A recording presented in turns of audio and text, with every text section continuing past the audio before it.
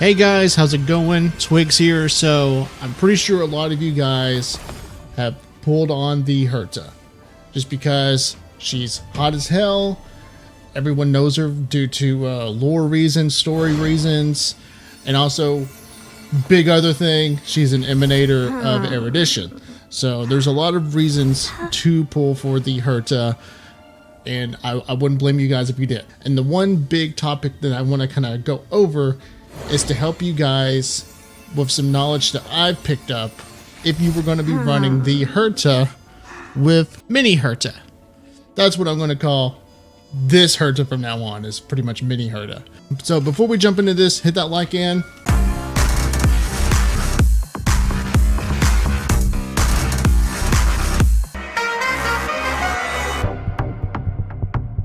and now let's talk about combining the powers of the Herta with mini Herta. And a lot of you maybe or possibly running your mini Herta as sort of a DPS due to the fact that, well, in pure fiction, mini Herta is one of the best characters you can run. So I'm sure you guys are probably running some kind of DPS loadout, because I was running a sort of DPS loadout with my mini Herta. But with the Herta, the game kind of changes.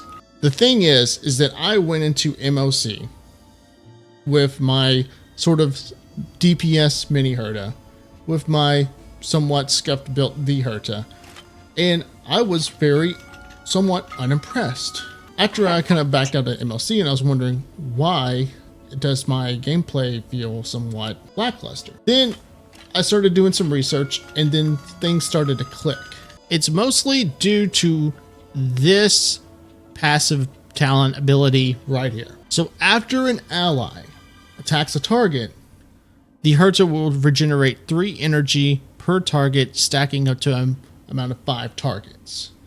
So if you were constantly attacking 5 targets, whether it be the Herta or her allies, she is going to be regenerating the max amount of energy she can per one of those attacks. And the reason this is important is because when the Herta pops her ult, then she can follow up with her enhanced skill attack.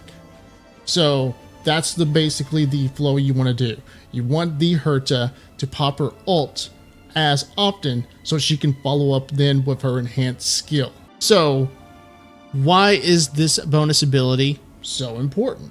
Well, if you are pairing her up with another erudition unit, which you're supposed to in order to activate the second passive ability, then, like let's say mini Herta, she can attack quite often with her follow-up attacks, and she has a really easy to charge ult, and her ult always attacks the maximum amount of targets on the field. This is where things get tricky. If you are running mini Herta as just sort of a, like you have probably been with pure fiction, sort of a DPS, then you're actually somewhat hurting yourself.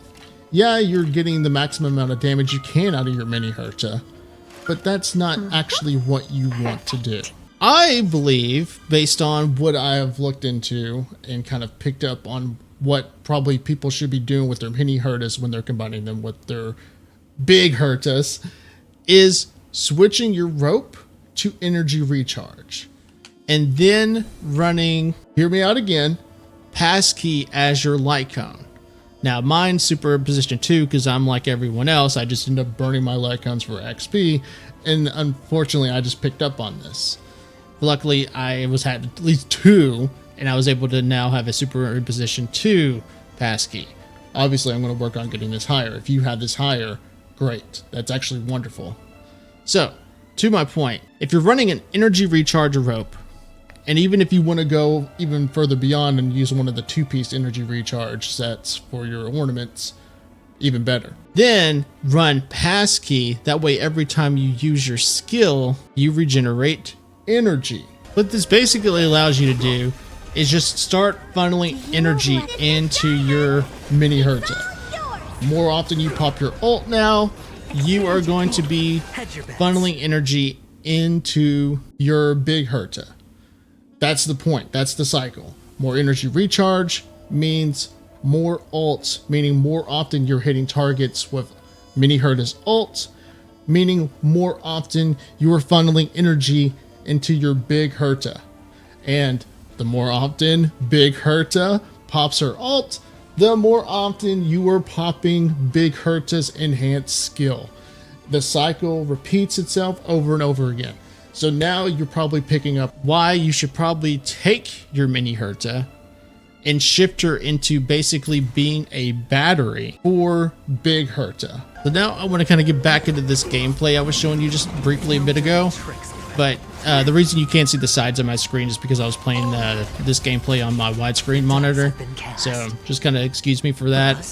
But essentially, now that we are running this setup, the reason I wanted to show you guys this is because this actually impressed me.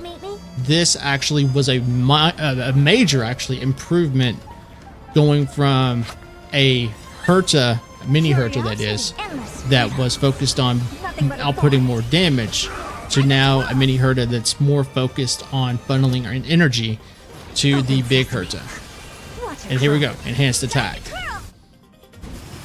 So now I'm just going to switch to just commentating on what's going on here. If I remember correctly, I was sitting on Robin's ult mostly because I like to kind of pop it whenever it's the most opportune moment to be able to have more actions in a cycle. And yep, now we got the ult. Here we go. And bam. And so then after this, we're going to see rotating right back to the Herta. But yep, here we go with the enhanced skill attack. And that was so overkill. Now this guy is quite tanky. the Swarm Disaster boss is a pain in the ass. Boom. Now mini Herta pops ult.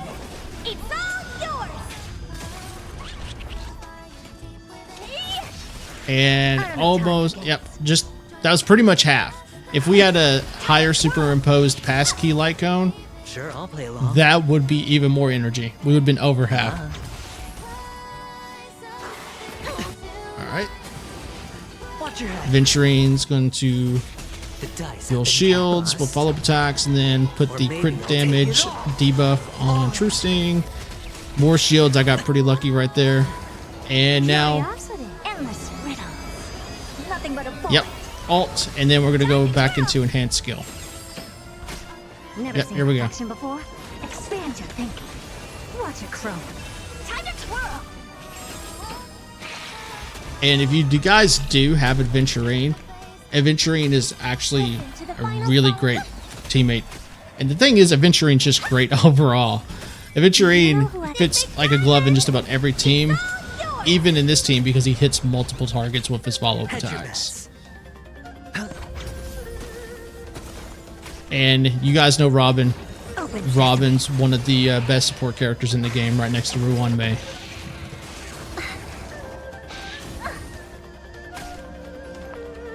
And now pop the skill. And then I think I'm gonna wait. Am I gonna wait? I think, yeah, no, I'm not. I'm just gonna go ahead and pop it.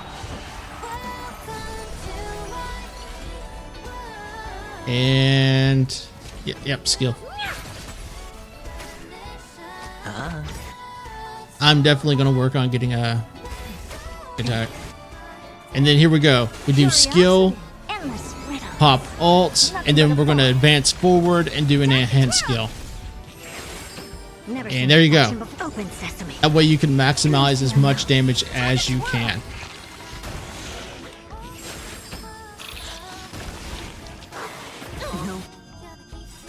And just went ahead and burned Herta's ult. Do you know who I... Probably should have waited. Yeah, I probably should have waited here. Just go ahead and make sure we have as many enemies as possible. So that was probably a misplay on my part. And unfortunately, I have no skill points for this.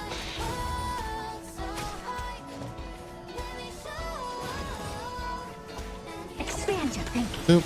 Skill. Sure, I'll play along.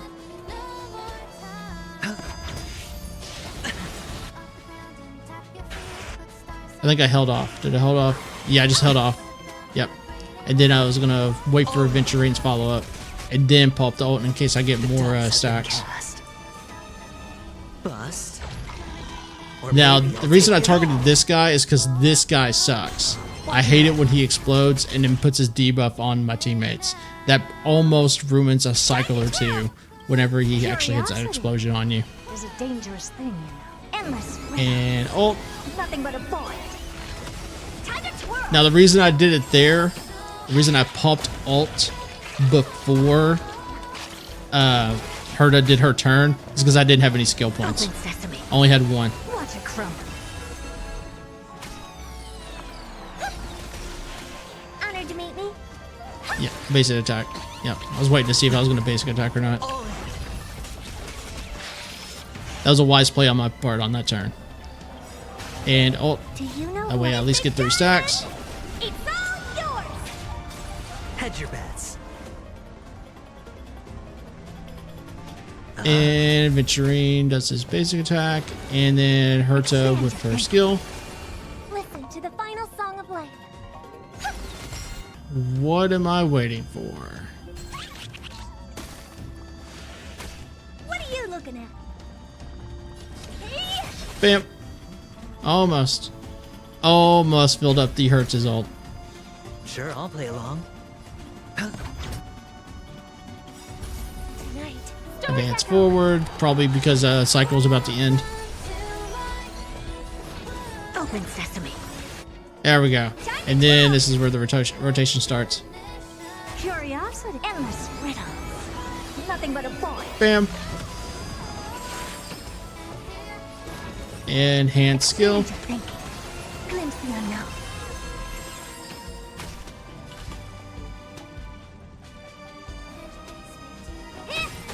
Hedge your bets. It's on me. Shields for safety.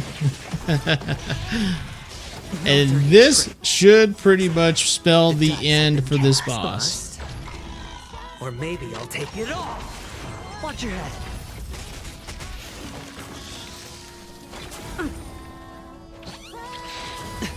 And